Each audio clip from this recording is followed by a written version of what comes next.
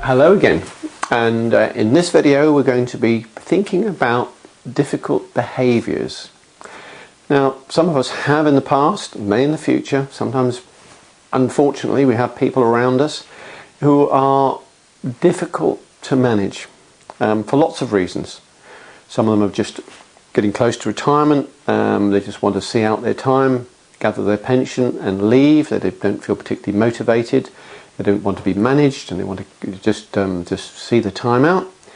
Other times there is perhaps an issue generally with managers and what they represent for that individual. And sometimes it's just about you. It's only you that they have these problems with. And that's, if you like, a class of difficult behaviours which is perhaps a little bit different from the others and may need a different way forward. What's worth saying though is, as part of this video, you will also get in a document which should have been released already, a document which gives you a list of the sorts of challenging questions which can help shift an individual from those standard sorts of replies that you've seen already and click them out of it.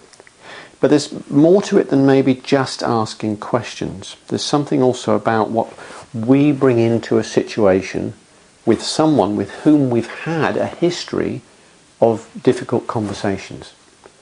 So it's that baggage, it's that history that is there already that somehow we bring into that space. Can we affect that?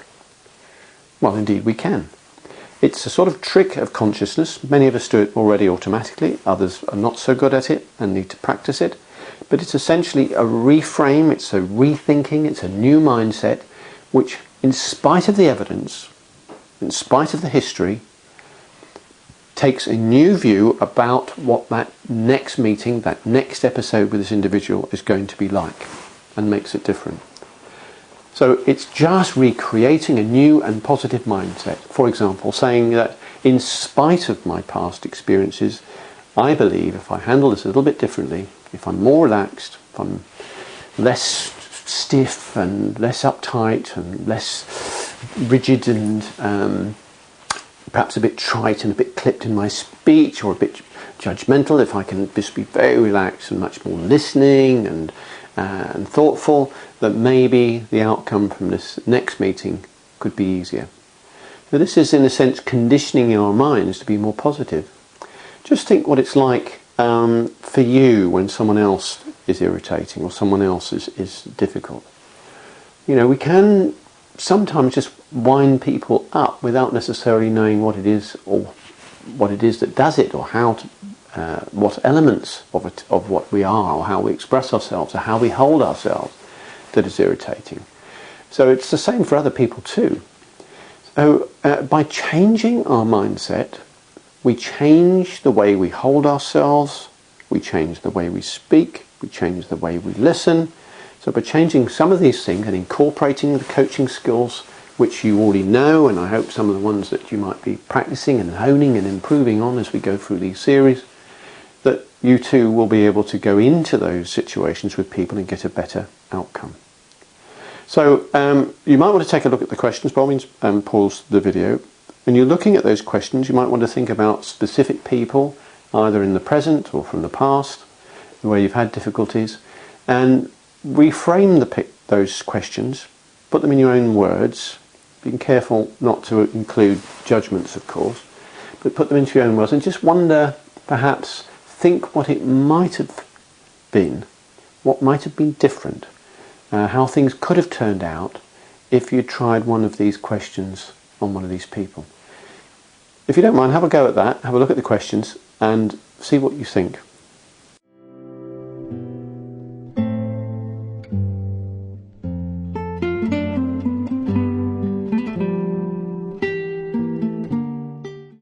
I hope you'll forgive me for not putting example video, sort of role plays. I'm not a great one for role playing these sorts of things. I leave that to John Cleese and people who can do that. Everything you see with me is genuine, whether it's master classes or whether it's just me sitting here speaking to you.